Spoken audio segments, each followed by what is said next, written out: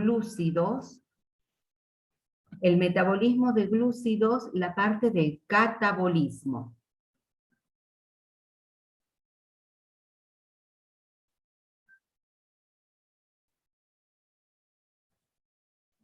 ¿Ya se ve? Sí. Sí, profe. Bien. Nosotros entonces iniciamos este tema, el tema número 4, que se llama el metabolismo de glúcidos, y por una cuestión simplemente didáctica está dividido en 1 y en 2, el catabolismo y el anabolismo, pero siempre haciendo hincapié que los dos están interconectados. Hemos situado a la glucosa en el centro de todas las rutas metabólicas. En las líneas que están en rojo son las degradativas y las que están en violeta son las de síntesis. Nosotros entonces vimos la degradación de los polisacáridos y en la clase pasada una de las vías oxidativas, que es la ruta de la glucólisis, donde la glucosa se transforma en piruvato. ¿Cómo llega la glucosa esa a la célula? Va a depender si estamos en la célula vegetal o en la célula animal. En las células vegetales solamente vamos a hablar del polímero, que es reserva energética en los vegetales, que es el almidón. El proceso degradativo del almidón puede ser por dos mecanismos, hidrolítico o por fosforólisis. En el caso de las hidrólisis aparecen varias enzimas y yo he puesto acá de ejemplo solamente la amilasa. Por fosforólisis es un mecanismo idéntico a cuando hemos estudiado la degradación del glucógeno. Por eso la enzima es la misma, nada más que se llama almidón fosforilasa y actúa la enzima desramificante. Recuerden que almidón y glucógeno tienen ramificaciones en posiciones 1,6, alfa 1,6. En los animales, los polisacáridos pueden provenir de la dieta, es decir, los polisacáridos exógenos, que dependiendo de la dieta del animal van a ser almidón, glucógeno, celulosa por excelencia en los herbívoros, en donde todos estos polisacáridos que ingresan por la dieta sufren un proceso de hidrólisis a nivel del aparato digestivo hasta que son absorbidos por las células intestinales al monómero, es decir, a la glucosa antes de entrar al torrente sanguíneo. El otro polisacárido de reserva que se encuentra en las células animales es el glucógeno y también sufre la fosforólisis que acabamos de explicar. En todos los casos, sea hidrólisis o por fosforólisis, el polisacárido llega al monómero que es la glucosa. Así es como se incorpora la glucosa a la célula para continuar con el paso degradativo. La siguiente es un resumen de las dos enzimas que participan en la degradación de los polisacáridos mediante la fosforólisis. La glucógeno o almidón fosforilasa y la enzima desramificadora. La primera realiza la ruptura por fosforólisis, por eso está acá el fosfato inorgánico, desde el extremo no reductor del polímero y rompe los enlaces alfa 1,4. Como resultado se obtiene la glucosa 1-fosfato, porque este fosfato que rompe la unión queda incorporado a la posición 1 de la glucosa. La siguiente enzima es una desramificadora que tiene dos funciones. Una, la actividad transferasa, en donde corta unas pocas unidades de glucosa y las transfiere al polímero lineal, que se llama actividad transferasa, corta y pega. Y la segunda función, una enzima hidrolítica que quita la última unidad de glucosa en la posición alfa 1,6 que se llama que tiene actividad glucosidasa. El producto de esta enzima, entonces, es la liberación de glucosa libre, ya no como 1-fosfato. Tanto la glucosa 1-fosfato como la glucosa van a entrar a la glucólisis, o sea que el destino de estas moléculas de glucosa va a ser o recuperar el nivel de glucosa en la sangre en los animales, o entrar en las células para la degradación y obtención de energía. Hemos presentado entonces 10 reacciones de la glucólisis, es decir, el primer paso degradativo y oxidativo que sufre la glucosa en las células de todos los seres vivos, procariotas y eucariotas. Este mecanismo, esta ruta glucolítica es muy conservada a través de la evolución de los organismos. Por eso se le llama ruta universal, porque está presente en todas las células, en todos los organismos. Consta de 10 reacciones, no necesita el oxígeno, es independiente, y hemos hablado de 4 reacciones en donde aparece el ATP. En la primera fase, de la glucólisis, es la aparición de 1 y 2 acoples energéticos donde las reacciones necesitan que el ATP se hidrolice para entregar energía a las reacciones que son endergónicas. En la segunda fase aparece la producción de ATP. Nosotros acá hay un detalle que la clase pasada a lo mejor no ha quedado claro, en donde la glucosa llega a la división de las dos triosas, ¿sí? A dihidroxiacetono-fosfato y gliceraldehído 3-fosfato. La que ingresa en la segunda fase o la fase productora de la glucólisis, productora se llama porque es la que sintetiza, o de beneficio, porque se refiere a la síntesis del ATP. Entra la triosa, pero solamente ingresa el gliceraldehído 3-fosfato. Entonces, su isómero, el dihidroxiacetono-fosfato, se va transformando permanentemente en gliceraldehído 3-fosfato. Por lo tanto, en la segunda fase ingresan 2 moléculas de gliceraldehído 3-fosfato y a partir de aquí, toda la fase 2, hasta la obtención del piruvato, que es el producto, la estequiometría van a ser 2 moléculas de gliceraldehído, de todos los intermediarios. Por lo tanto, la producción de ATP acá van a ser 2 moléculas y 2 moléculas de ATP, en total 4. Pero como hemos gastado en la primera fase esta y esta, o sea 2, el rendimiento neto de la glucólisis son 2 ATP, 2 que se gastan y 4 en la producción. Hemos hablado entonces de la participación del ATP hidrolizándose, liberando una gran cantidad de energía en la primera fase, en la reacción exergónica. Y en la fase 2 es la síntesis del ATP, que consume una gran cantidad de energía. Es una reacción endergónica. Esta fosforilación, esta síntesis de ATP, la fosforilación del ADP, se llama fosforilación a nivel de sustrato.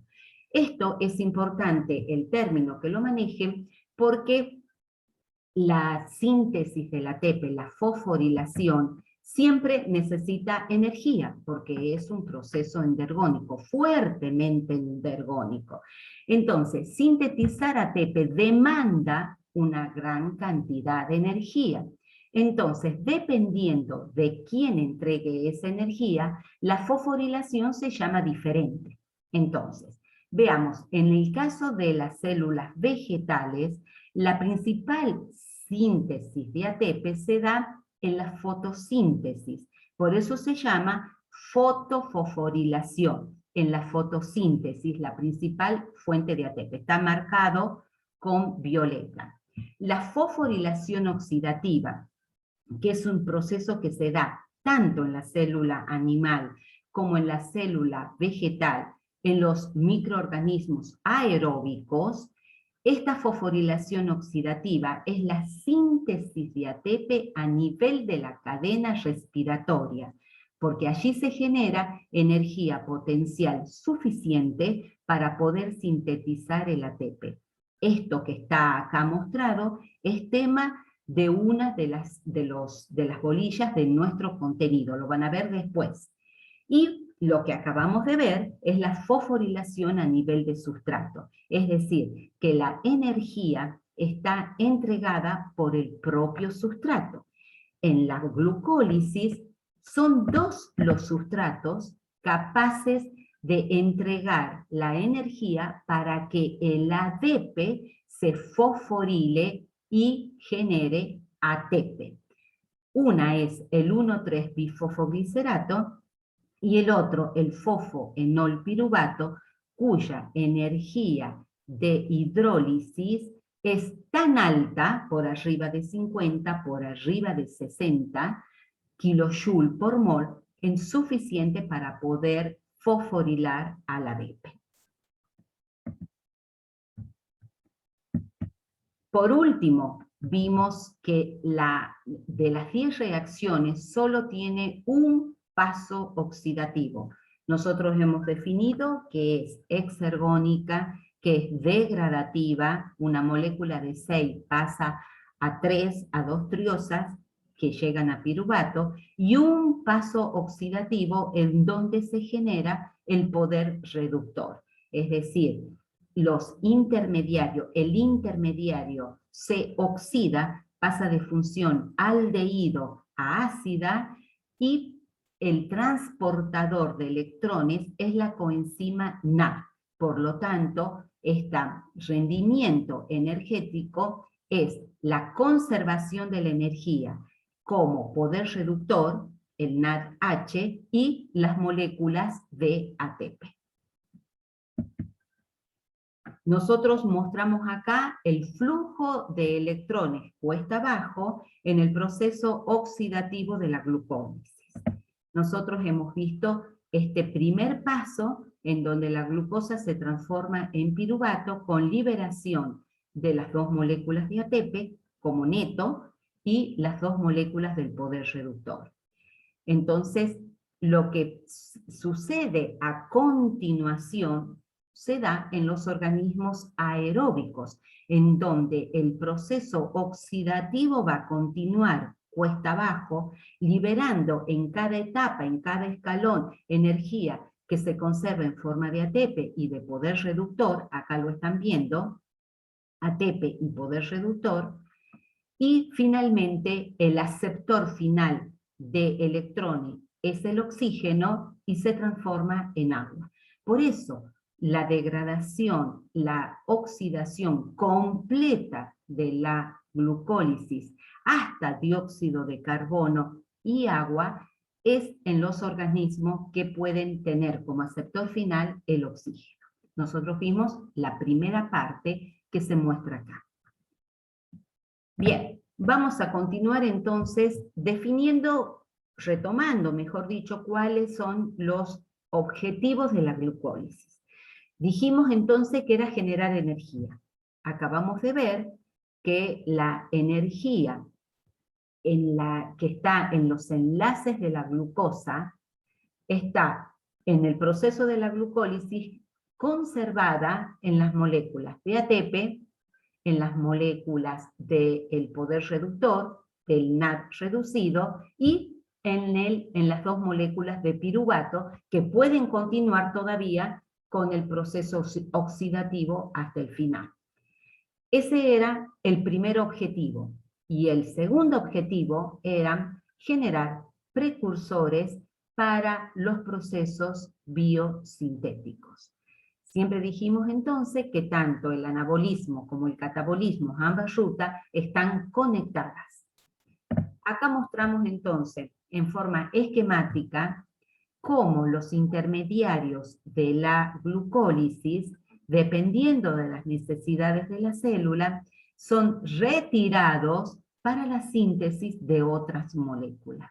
Miren, por ejemplo, la glucosa 6-fosfato va a la síntesis de pentosa. Es la ruta de las pentosas fosfato que vamos a ver en unos minutos más, si tengo tiempo, si no pasamos a la clase que viene. Esta pentosa fosfato es una de las estructuras de los nucleótidos. La ribosa o la desoxirribosa son las formadoras de los nucleótidos. Los nucleótidos, los ácidos nucleicos, aparecen en todas las células en el material hereditario. A partir de la fructosa 6-fosfato se forman aminoazúcares que forman parte de glucolípidos o de las glucoproteínas. Las triosas, sea el dihidroxiacetona-fosfato o el gliceraldehído, que entre ellos se isomerizan, van a la síntesis de glicerol. Glicerol, el alcohol trihidroxilado que participa en la formación de los triglicéridos, en los lípidos. Moléculas como trefosfoglicerato, fosfoenolpiruvato, piruvato, van a la síntesis de aminoácidos, y los aminoácidos son las unidades monoméricas de las proteínas. Entonces, como ven, muchos de los intermediarios de la glucólisis son retirados de acuerdo a las necesidades de la célula para la síntesis de otras moléculas. Moni, disculpa, en esa placa está como claro para que le muestres por qué la segunda parte era duplicada que hablábamos ayer, que no sé si a los chicos les había quedado bien claro. Lo expliqué, no quedó claro al comienzo, lo acabo de explicar. Bien, perdón. Lo acabo de explicar, por qué el dihidroxiacetona-fosfato pasa a gliceraldehído. Claro, bueno, porque en esa es como que también se ve bien clarito, perdón. Sí, no sé si a los chicos no le quedó claro. Inicié con eso. Bien. Se entiende lo que la profesora interviene para que aclare. Es lo que en la primera diapo de retomar conceptos les aclaré. La que inicia la segunda fase es el gliceraldehído 3-fosfato, que proviene de la isomerización, o sea, acá la fructosa se divide en dos triosas, pero la que interviene en la segunda fase es el gliceraldehído, porque la molécula del dihidroxiacetona-fosfato se va convirtiendo por isomerización en el gliceraldehído 3-fosfato, y a partir de acá la estequiometría es por 2. Bien, les decía entonces que muchos de los metabolitos de la glucólisis son retirados para la síntesis de otras moléculas. Entonces acá viene la pregunta, bueno, entonces, ¿qué pasa con la regulación de la glucólisis? O nos vamos hacia la obtención de la energía, o nos va en forma de ATP principalmente, o priorizamos las biosíntesis, la síntesis de todas estas moléculas que estamos mostrando acá. Y ahí aparece entonces el siguiente tema, que es la regulación de la vía, la regulación. Entonces acá, como ya han rendido el tema de enzimas, vamos a hablar de las regulaciones alostérica, y también una de las enzimas de la glucólisis tiene regulación por modulación covalente. ¿Cuáles son los pasos de regulación de la glucólisis? Los pasos de regulación son siempre los pasos irreversibles de las vías. Entonces, tenemos 3. El paso de la glucosa a glucosa 6-fosfato catalizado por la hexoquinasa. Tenemos el siguiente paso irreversible, la transformación de glucosa 6-fosfato en fructosa 1,6-bifosfato, catalizada por la fosfofructoquinasa. Miren que en estas hay acople energético, porque la gran cantidad de energía liberada en la hidrólisis del ATP proporciona que la reacción sea hacia la dirección de los productos de manera irreversible. Y el último paso de regulación es la transformación del fosfoenol piruvato a piruvato catalizado por la piruvato quinasa. Acá también hay un detalle. No todos los pasos que utilizan ATP, sea para entrega de energía en la hidrólisis o en la síntesis, son irreversibles. Y este es el ejemplo.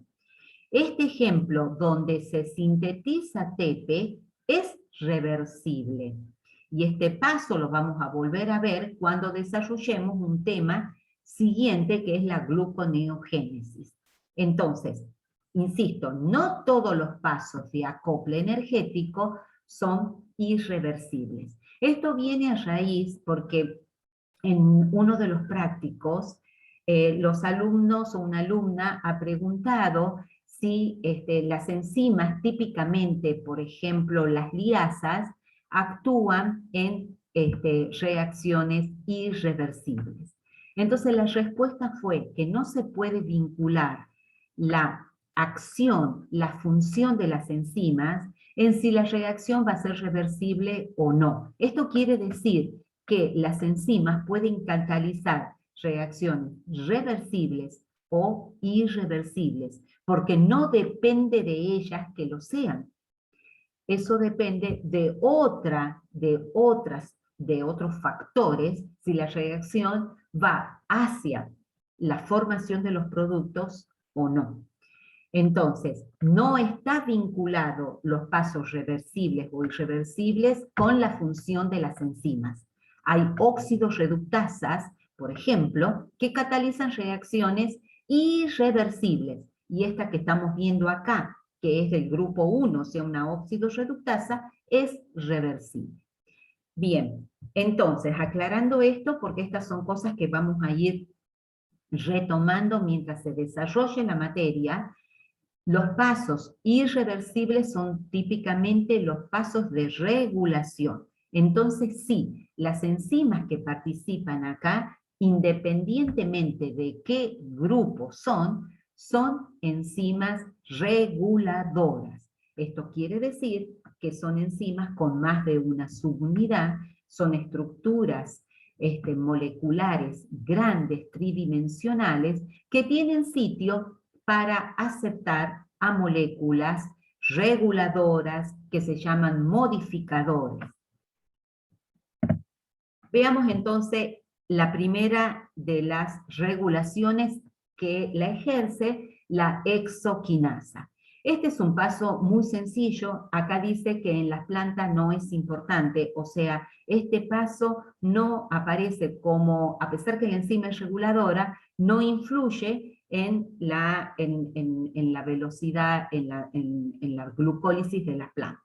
En cambio, en los animales sí. Acá lo que está marcado en rojo son moduladores alostéricos negativos. Quiere decir que disminuyen la actividad de la enzima, la inhiben. Esta es, entonces, el mismo producto de la reacción, la glucosa 6-fosfato, ejerce la inhibición de la enzima.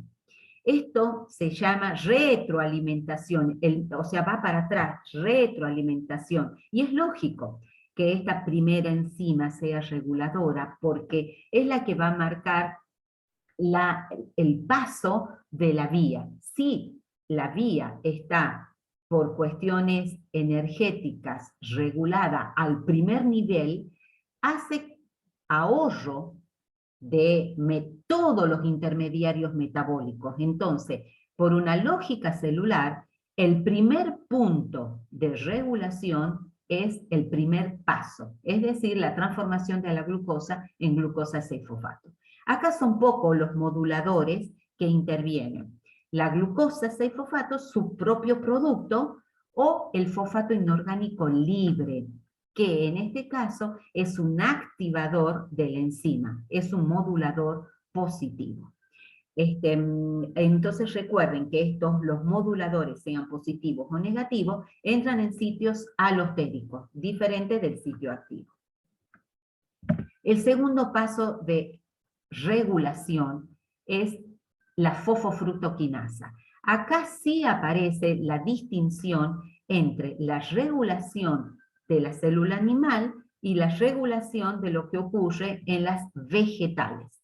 Entonces, de nuevo, todo lo que está en azul son los activadores de la enzima. Entonces tenemos fundamentalmente las altas concentraciones de ADP o AMP estimulan a la enzima para que la vía se active. Si aumenta estas concentraciones, quiere decir que el consumo de ATP es alto. La célula está consumiendo mucho ATP, entonces necesita fosforilar más ADP para que siga manteniendo el nivel energético. Por eso es un activador. La fructosa 2,6-bifosfato es un metabolito similar a la 1,6, de hecho, un isómero que simplemente no es de la vía de la ruta de las pentosas, sino que es un activador que está a otro nivel. Esto no importa que nosotros lo manejemos conociendo cómo, porque el mecanismo es complejo, pero solamente es importante saber que no es el 1,6, sino el 2,6.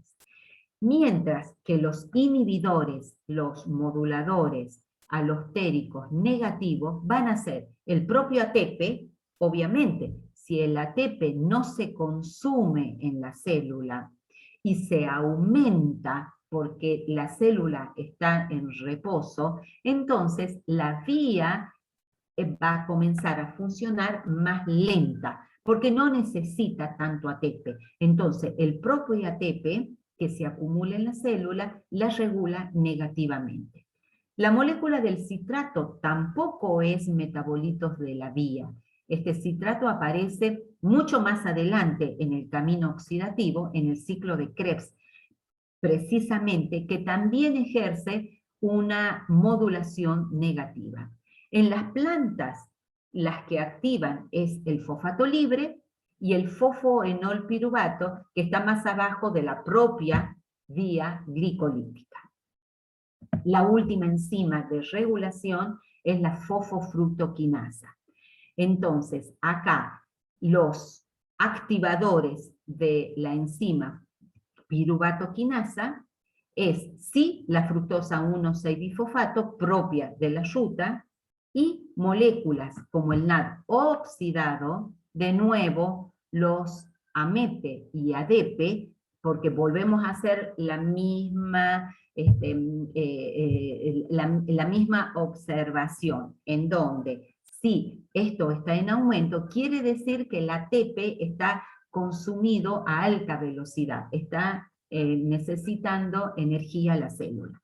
Aumenta la concentración para que la vía siga fosforilando y sintetizando ATP.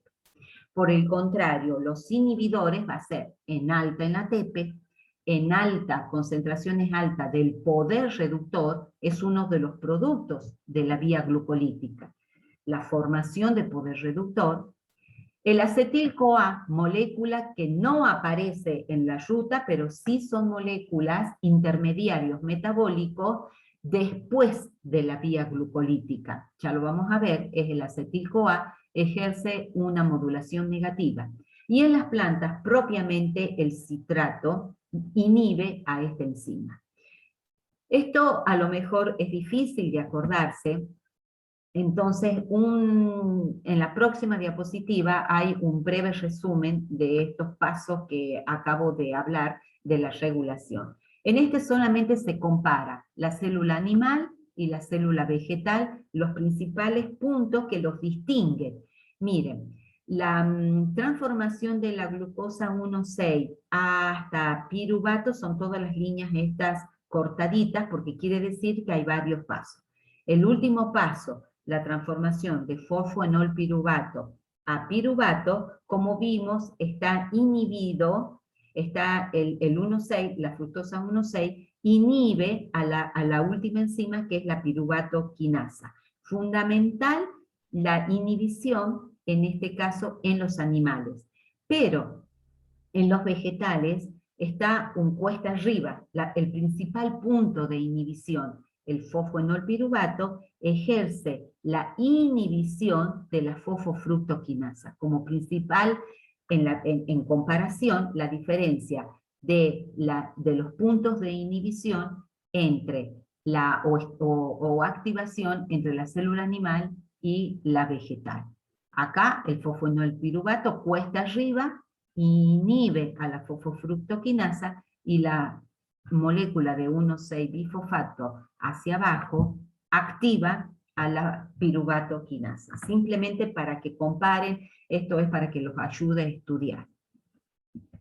El resumen que yo les decía es acá, aunque se ve medio feo, pero es un esquema que lo he tomado, porque sí está claro en donde lo que está en verde son los 3 puntos de regulación, es decir, el nombre de las enzimas: hexoquinasa, fosfofructoquinasa y la piruvatoquinasa.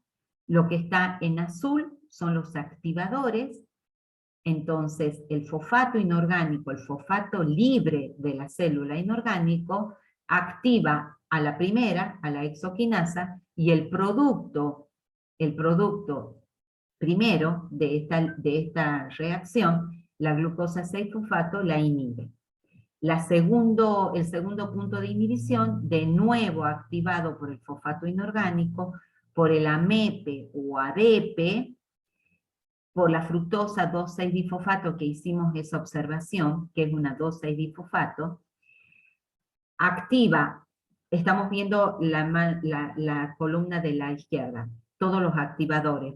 La misma molécula de AMEP o ADP activa a la última, la piruvatoquinasa, y todo lo que está a la izquierda son los inhibidores. Fundamental el ATP.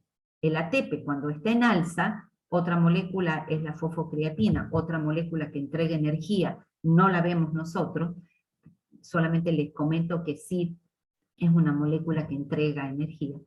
Entonces, fundamental el ATP, por eso está grande, porque cuando el ATP no se está usando a la velocidad que la célula lo necesita normalmente, entonces se acumula y frena a la vía glucolítica, que uno de sus objetivos es sintetizar ATP. Cuando está aumentado, quiere decir que no lo está usando. Todos estos pasos de regulación que una molécula estimula, que la otra molécula inhibe, otra activa, es todo para mantener ese equilibrio dinámico que lo mencionamos la primera clase. Se llama la homeostasis de la célula, es decir, que el nivel de los intermediarios, la concentración, es más o menos equilibrada, más o menos está en un equilibrio, no se desequilibra. Entonces, si metabolitos de la vía glucolítica son retirados para la biosíntesis o se van hacia el proceso degradativo de obtención de energía, todo está mantenido por esas enzimas reguladoras.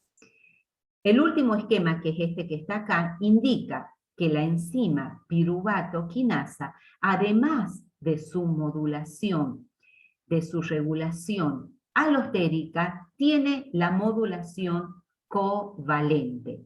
Esta enzima es el segundo caso de enzimas que vemos que tiene las dos regulaciones. En la clase pasada vimos que la glucógeno fosforilasa tenía las dos regulaciones, la alostérica y la modulación covalente. Y hablamos que una es inmediata y la otra es más tardía. Entonces, en este caso, la regulación por modificación covalente de la piruvatoquinasa se da que cuando la enzima piruvatoquinasa está fosforilada, que entrega también el ATP y lo hace una quinasa, pasa a inactiva. Cuando está fosforilada, pasa a inactiva o menos activa. Nunca en biología hay un efecto del todo o nada. Y cuando pierde el fosfato, es decir, cuando la enzima hidrolítica le quita los fosfatos, pasa a activa. Si ustedes se fijan, este proceso de fosforilación y desfosforilación es la inversa de la glucógeno-fosforilasa. Es la inversa. Es decir, acá, cuando está fosforilada se vuelve inactiva y cuando está desfosforilada se vuelve activa. Y esto tiene que ver con todo lo que estamos hablando. Es decir, de acuerdo a los niveles de ATP que esta vía es la que tiene como objetivo. Si ustedes necesitan más explicación de esto, lo vamos a retomar en la próxima clase o durante el desarrollo del trabajo práctico. Porque muchas veces hablar de las regulaciones necesitan explicar o se van a ir dando cuenta a medida que desarrollemos la materia cómo es este paso que aparentemente son complicados, pero cuando ustedes hacen el estudio crítico e integral de la materia se van dando cuenta. Bien, vamos a entrar entonces en el siguiente punto del desarrollo, que es el piruvato, que es el destino, no el destino, el producto final de la glucólisis, va a seguir diferentes caminos de acuerdo a los requerimientos de oxígeno que tenga la célula. Entonces, nosotros vamos a desarrollar en la clase de hoy solamente uno de esos destinos. Lo que estamos diciendo entonces es que en este paso que se indica acá, la transformación de glucosa a piruvato tiene 10 reacciones que son las que acabamos de ver, y de aquí el piruvato va a tener distintos destinos de acuerdo a las condiciones que haya en la célula. Si son condiciones que el oxígeno está disminuido, por eso dice condiciones de hipoxia, baja concentración de oxígeno celular o directamente anaeróbicas, son caminos que el piruvato sigue en procesos de fermentación. Fermentaciones, uno de los ejemplos es la láctica, otro de los ejemplos es la etanólica, pero ya vamos a ver en la próxima diapositiva la cantidad de fermentaciones diferentes que hay. Y el camino central que marca el piruvato es en condiciones aeróbicas, cuando está presente el oxígeno, y es lo que dijimos, dijimos que el piruvato en presencia del oxígeno sigue un camino oxidativo total, completo, hasta dióxido de carbono y agua. O sea, este camino central que se muestra acá se realiza en las células aeróbicas, ya sean eucariotas o procariotas, tanto animales, vegetales o microorganismos. La oxidación continúa hasta llegar a dióxido de carbono y agua. Nuestro objetivo de hoy va a ser ver los dos tipos de fermentaciones. Hay muchas. Entonces, vamos a ver que acá está este esquema, está bueno para que nos ubiquemos de nuevo en el escenario que es la célula. Recuerden que todos los procesos metabólicos siempre los vamos a ubicar en qué lugar de la célula se realiza. Esto siempre se pregunta, ¿cuál es el lugar celular? ¿Qué quiere decir? ¿Se realiza en una organela? ¿Se realiza en el citosol? Entonces nos volvemos a ubicar. La glucosa va a ingresar a la célula. Todo lo que está en rosa es el citosol. Entonces, entra al proceso de las 10 reacciones de la glucólisis y el producto final es el piruvato. ¿Qué ha ocurrido acá? Un proceso oxidativo genera poder reductor, el NADH, en forma de NADH. Si la célula está con una baja concentración de oxígeno o directamente en aerobiosis, el piruvato entra al proceso fermentativo dando diferentes productos. Acá solamente se menciona 2 de los productos. ¿Y cuál es el sentido? Y acá esto está marcado en rojo. Utiliza el poder reductor, generado en la glucólisis, utiliza este poder reductor y lo reoxida. Ya vamos a ver en detalle este proceso de óxido-reducción, cómo cambian los estados de oxidación en carbono, y lo reoxida con el único objetivo que la glucólisis pueda seguir. Entonces, un organismo que sigue este esquema solamente obtiene energía a partir de la glucólisis, es decir, los ATP que se generan en la glucólisis. Este mecanismo de fermentación sirve solamente para reoxidar el NAD, para que la glucólisis continúe, porque la glucólisis necesita el oxidado para poder transportar los electrones. No se olviden que en la glucólisis se oxida la glucosa a en la molécula primero de gliceraldehído 3-fosfato y termina en piruvato. O sea, hay un paso de oxidación. Si estamos en una célula en donde el aceptor final es el oxígeno, entonces el camino del piruvato es entrar a la mitocondria, es entrar cuando está el oxígeno presente. Y acá el proceso es más largo. Este proceso entra a un ciclo de Krebs, hay la eliminación de dióxido de carbono, de poder reductor y fundamentalmente de la síntesis de ATP. Estas líneas que están en amarillo, que es liberación de ATP mucho, es lo que se produce a nivel de la cadena respiratoria, lo que hemos definido hoy como fosforilación oxidativa.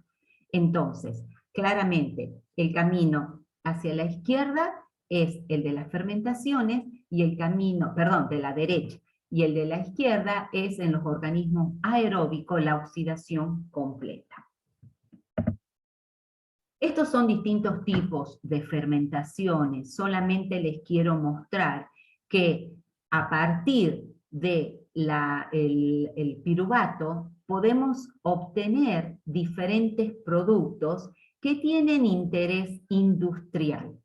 Por ejemplo, la fermentación láctica en la fabricación de yogures, el etanol, el alcohol etílico en todas las bebidas alcohólicas, la obtención esta del camino es la fermentación alcohólica, obtención de ácido acético como en el vinagre, ácidos butíricos, la fabricación de las mantecas, la acetona, que da isopropílicos, alcoholes diferentes, la fermentación propiónica en la fabricación de los quesos, en fin. Todo esto que está acá marcado son distintos productos que se obtienen de los procesos fermentativos. ¿De qué va a depender? Del microorganismo que participe haciendo la fermentación de este piruvato. Una de las fermentaciones actualmente utilizadas y de valor industrial, de valor económico, es la obtención de biocombustible. Esto es tan importante que se ha desarrollado en universidades nacionales posgrados en obtención de bioenergía. En esto va a ser especialista nuestra compañera Belén. ¿Cuál es el proceso fermentativo? Exactamente el mismo fundamento químico que estamos explicando. Utilizar materia orgánica de distinta procedencia en lo que se llama un biodigestor. Digestor es un enorme tanque, un enorme espacio en donde de manera anaeróbica una cantidad diferente de microorganismos pueden liberar el gas. El gas puede ser metano, hidrógeno, dióxido de carbono, en fin, diferentes tipos de gases que son los que pueden alimentar distintas usinas para generar energía, básicamente, para mover máquinas o como energía calórica. Y el resto de lo que sobra va a fertilización. Entonces es un ciclo, se llama economía circular, son términos acuñados recientemente, en donde la fabricación de biocombustible como un combustible renovable tiene el sentido sustentable de reemplazar a los no renovables provenientes del petróleo. Entonces, esto cada vez cobra mayor energía para lo que nosotros habíamos definido, entonces, una única salud, proteger al planeta, al suelo, al aire, a los alimentos, a los animales, a los humanos y a los cultivos. Entonces esto les muestro ahora porque también es un proceso de lo que ocurre acá en las fermentaciones de lo que vamos a ver ahora en la bioquímica. Todos los tipos de fermentaciones están, algunas definidas en esta gráfica, en esta tabla. Entonces, estos son los tipos de fermentaciones, alcohólica, láctica, mixta, en fin. Todos los productos que se obtienen, los productos tienen normalmente un alto valor industrial, y los organismos que lo producen, levaduras, bacterias del ácido láctico, bacterias entéricas que están en el intestino, Clostridium, en fin, son ejemplos de organismos. Esta tabla de fermentación es muy importante cuando nosotros desarrollamos el tema del rumen, del metabolismo del rumen. El rumen es una cavidad, un espacio que tienen los animales rumiantes, en donde todo el material orgánico que ingresa, fundamentalmente el de la celulosa, es digerido por las bacterias y microorganismos, protozoarios, hongos, bacterias, que se encuentran en ese rumen. Todos ellos hacen algún tipo de estas fermentaciones que estamos describiendo acá. Entonces, lo importante es que la fermentación tiene valor industrial porque los productos que se obtienen son muy importantes. Nosotros vamos a desarrollar ahora, de manera con ecuaciones químicas, mirando cómo se produce este cambio de oxidación, en dos, la etanólica y la láctica. Ejemplos de la láctica, como dijimos, son las fabricaciones de productos como los encurtidos, de los quesos, de los yogures, esos a nivel industrial. Pero también hay una fermentación láctica a nivel fisiológico. Por ejemplo, en el ejercicio vigoroso, intenso, hay acumulación de ácido láctico. Eso es cuando a ustedes les duelen los músculos, cuando hacen un ejercicio muy rápido, muy intenso, entonces la concentración de oxígeno a la célula está disminuida. No tiene tiempo la célula de recuperarse. Entonces el piruvato en los organismos empieza a fabricar, entra al proceso de la fermentación y empieza a producir ácido láctico. El láctico, cuando se acumula en la célula, produce ese tipo de dolor muscular. Entonces, en el reposo, cuando recupera la concentración de oxígeno, vuelve el lactato a un ciclo, entra al hígado, vuelve a un ciclo a regenerar glucosa para que continúe el músculo en actividad. Y yo les muestro que es un ciclo en próximas clases que se llama ciclo de Cori. Entonces, a nivel fisiológico, sí hay producción de ácido láctico en estas condiciones. Otro ejemplo son los animales de gran porte, los inmensos animales que necesitan hacer un movimiento vigoroso y rápido en defensa. Entonces, no tienen tiempo, es tan veloz el movimiento que no tiene tiempo de la llegada del oxígeno a la célula. Esto es cuando estos enormes animales, cocodrilos, caimanes, hacen un coletazo muy rápido en defensa. Entonces después viene un periodo largo de reposo, que están hacia la orilla del lago, de la laguna, donde ellos estén, para recuperarse de ese intensísimo movimiento. También hay producción acá de ácido láctico. Entonces, lo utilizan en la industria con fines comerciales o aparece también en condiciones fisiológicas. La otra fermentación alcohólica, acá son bien conocidos por todos ustedes, a cualquiera se le ha ocurrido hacer cerveza en el garaje de su casa. Entonces, estos procesos son ampliamente conocidos, se lo utiliza en la industria fundamentalmente para la fabricación de bebidas alcohólicas. Fermentación alcohólica no está en los vertebrados, es decir, no hay una de las enzimas en la célula animal, no está. En una de las enzimas, que ya les voy a mostrar cuál es, no está presente en los vertebrados. En algunos vegetales sí. Entonces, cuando disminuye la presión, la concentración de oxígeno en células vegetales, en condiciones fisiológicas, por ejemplo, de anegamiento, sí puede producir algunas especies vegetales etanol. Entonces es conocido el olor a etanol que hay en algunos cultivos anegados. Dicen que en la caña se siente ese olor. Veamos entonces las ecuaciones, o por lo menos el esquema.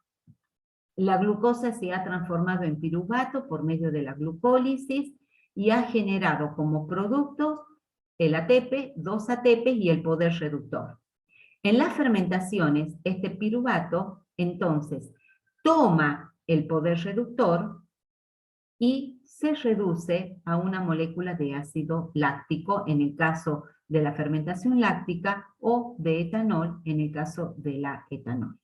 Entonces, retomamos el objetivo, utilizar el poder reductor para reoxidarlo al NAD y que esto continúe. Acá se ve clarito que el objetivo es que siga manteniendo la producción de ATP. Aunque ustedes ven, son 2 ATP por cada glucosa, pero es suficiente para un organismo que está necesitando el ATP en la célula, es suficiente para mantenerlo. Es el ejemplo de lo que acabamos de decir cuando está el ejercicio vigoroso y rápido. Entonces, decimos que un compuesto orgánico, que en este caso es la glucosa, pasa por todos los 10 reacciones de la glucólisis hasta obtener un producto oxidado, un compuesto oxidado que es el piruvato. Por lo tanto, ha liberado ATP y poder reductor. El paso que sigue es que el piruvato recibe el NAD de la glucólisis, se reduce y libera la coenzima oxidada. Veamos la ecuación con detalle de la química. El piruvato, 3 átomos de carbono. El carbono central es el que sufre el cambio de oxidación. Y aquí está puesto cuál es el número de oxidación del carbono. Todos estos pasos de cambio de oxidación lo han trabajado muy bien en el primer práctico que acaban de desarrollar. Hay más de 10 ejercicios de óxido-reducción donde han tenido que calcular el cambio de número de oxidación, del estado de oxidación de los carbonos involucrados. O sea que acá yo lo pongo y el ejercicio de llegar a ese número ya ustedes lo saben. Entonces, este carbono central, que es el que sufre el cambio, pasa de +2 a 0. Entonces, en el proceso, ¿qué es lo que se ve? Que de +2 a 0 ha perdido, de +2 a 0 ha ganado 2 cargas negativas. O sea que esas 2 cargas negativas, esos 2 electrones han sido provistos por el poder reductor que viene de la glucólisis. Entonces, de +2 a 0 gana 2 electrones y el piruvato se reduce a lactato. La enzima se llama lactato deshidrogenasa y es una enzima reversible. Lo vamos a retomar a este paso cuando veamos el ciclo de Cori. Ahora lo estamos viendo, que el piruvato pasa a lactato. Pero también puede la misma enzima catalizar el paso reversible. Tiene un delta de G hacia la formación de lactato que tiende hacia la formación del producto. O sea, la reacción vista en este sentido es favorable energéticamente. En el caso de la fermentación alcohólica, volvemos a hacer el análisis del cambio de oxidación de los carbonos involucrados. Ahora está una molécula de 3 átomos de carbono, el piruvato, y vamos a mirar 2 carbonos que intervienen en el proceso. El del ácido carboxílico, la cabeza carboxílica, que tiene un número de oxidación de +3. El grupo carbonílico tiene un número de oxidación de +2. O sea que esta molécula tiene un estado de oxidación de +5. El primer paso, que es irreversible, catalizado por la piruvato descarboxilasa, esta enzima que cataliza este paso irreversible es la que dijimos que no está presente en los vertebrados. Es un paso irreversible que cataliza la pérdida de dióxido de carbono del piruvato, es decir, la descarboxilación del piruvato. Entonces, uno de los productos de esta enzima es la formación de dióxido de carbono y el producto de acetaldehído, la molécula del acetaldehído. Si ustedes se fijan en este paso, por eso están puestos los números de oxidación, el dióxido de carbono tiene +4 y el acetaldehído, el grupo carbonilo que está acá, tiene +1, grupo terminal. Acá es ceto. El final de los productos da exactamente el mismo número de oxidación que el piruvato. Acá llegamos 3 + 2, 5, y acá llegamos 4 + 1, +5.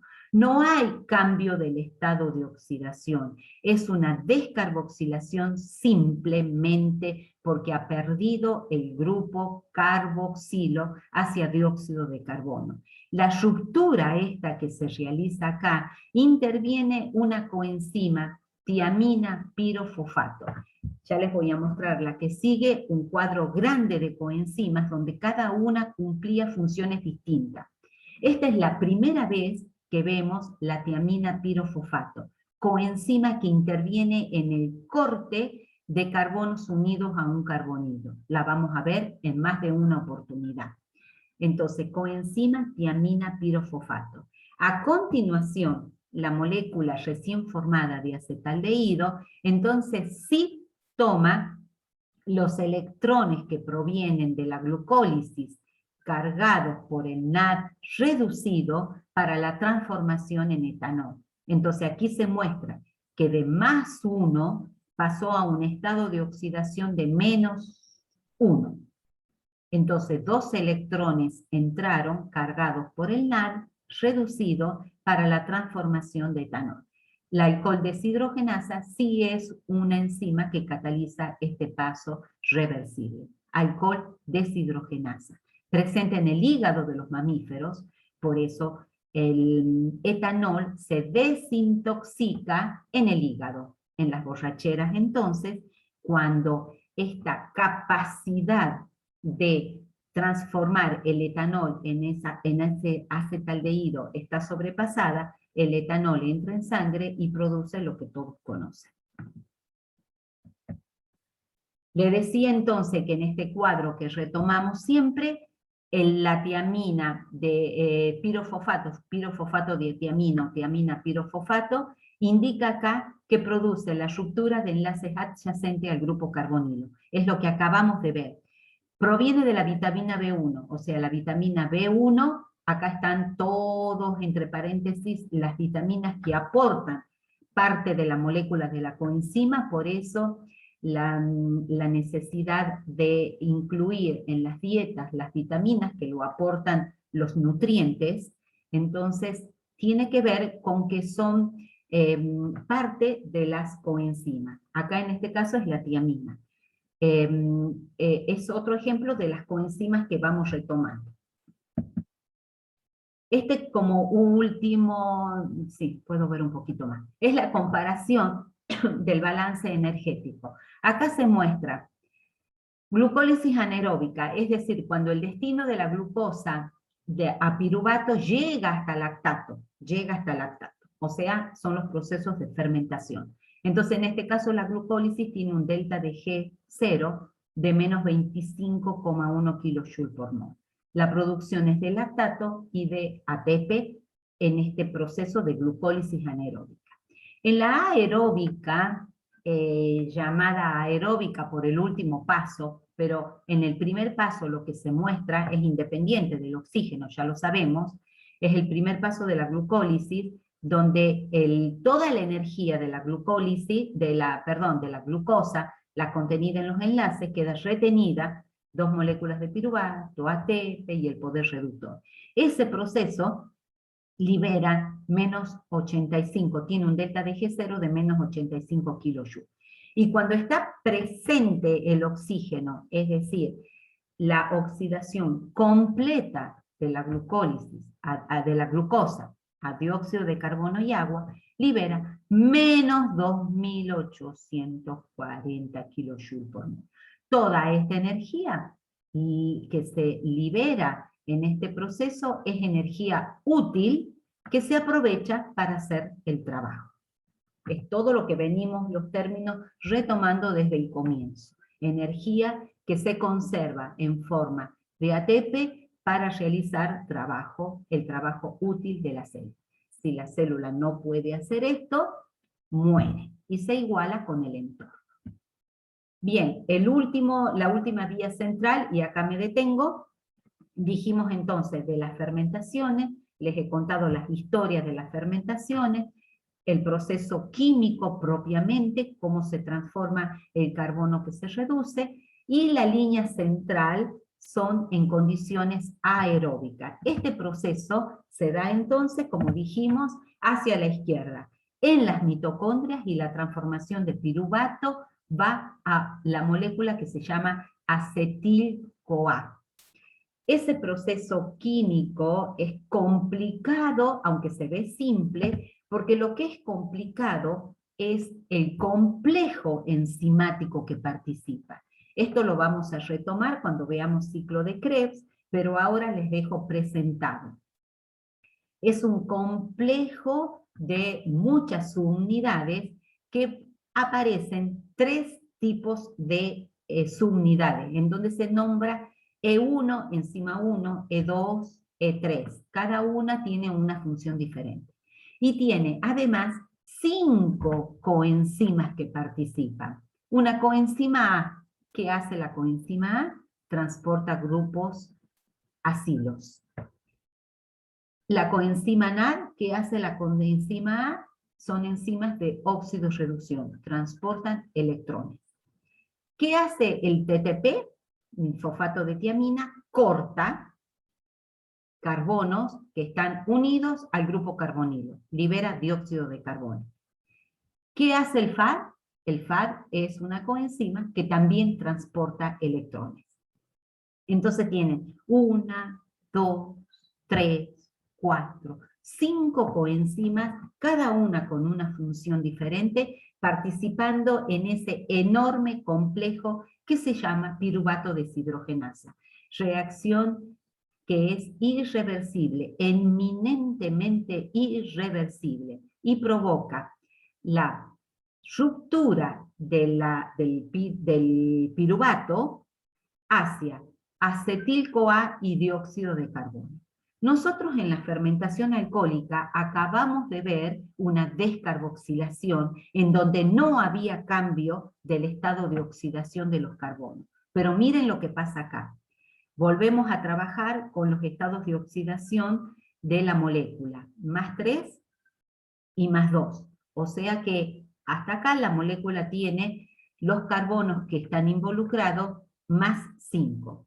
El producto tiene la liberación del dióxido de carbono +4 y +3. O sea que llegamos a +7. De +5 a +7 perdió 2 electrones.